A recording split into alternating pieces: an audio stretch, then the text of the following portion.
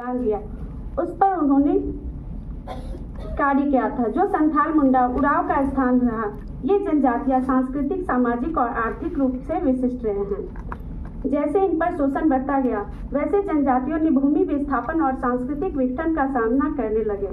परिणामतः उनके प्रति जो विरोध भारत की स्वतंत्रता संग्राम का हिस्सा बन गया। यह मुख्य धारा ऐतिहासिक आख्यानों से मालूम चलता है।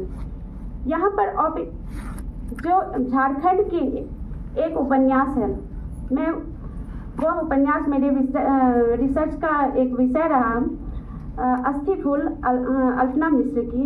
उन्होंने झारखंड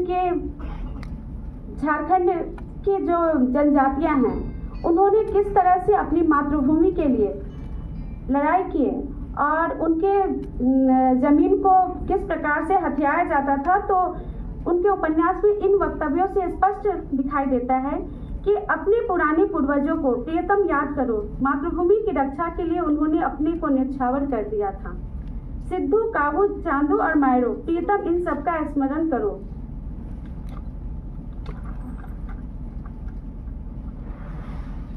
जिसने उनकी हाशिए की स्थिति को और अधिक बढ़ा दिया। इससे बताता है कि वह किस प्रकार अपनी मातृभूमि के लिए लड़ाई लड़े।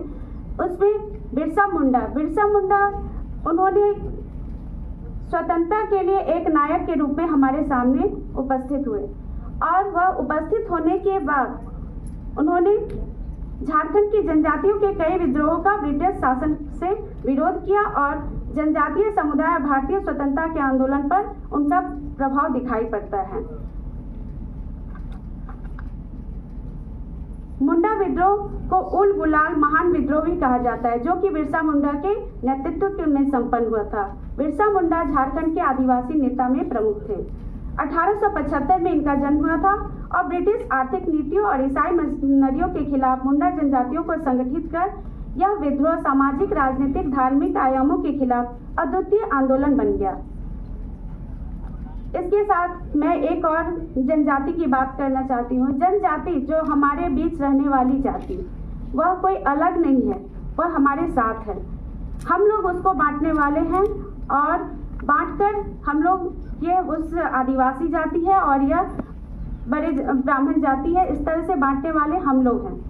तो यहाँ पर स्वतंत्रता संग्राम में आदिवासियों की भूमिका इस तरह से रही कि जो भारतीय स्वतंत्रता के लिए नहीं, अपनी मातृभूमि के लिए भी उन्होंने सारे कार्य किए।